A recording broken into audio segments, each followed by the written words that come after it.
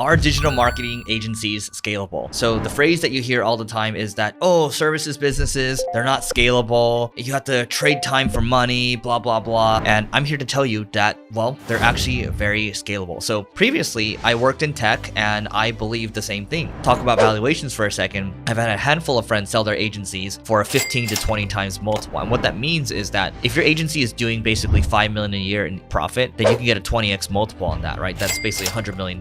Now, the environment that we're going into now, the valuations will probably come down, but I'm just saying that there are a lot of companies out there that are looking to buy agencies, especially private equity. And there's also larger agencies that want to gobble up smaller ones. The other part is that agencies that I know of, they're cash flowing machines because they have adjusted their business model to focus on recurring revenue. And they've also added in other service lines to keep churn low or retention high so they can retain their clients for longer. And so the whole thing about, oh, agencies are too much headache, they're not scalable. Well, if you hire a good team around you, if you hire people that have been there, done that, then you're not really trading your time for money. Agencies are cash flowing machines, and then you can do whatever you want with the cash afterwards, whether you want to just take it and pocket it, or you can reinvest back into the business, or you can invest into other opportunities. And so a case in point here would be my friend Andrew Wilkinson, and he has a company called Tiny. And the main business is an agency which spits out profits, and he's bought other businesses like Dribble, he's bought Creative Market, WeCommerce as well, which is publicly traded, and the portfolio of companies do into 9 figures a year. And so that's one way of doing it. Then you have the Gary V's of the world who's built his audience. His agency also does 9 figures. And then my podcast co-host, Neil, also does 9 figures as well. And so these are great businesses if you know how to operate them. And the good news too is that this business is very evergreen. It's going to work for the long term because people are always going to need help. They're always going to need services to get things done. And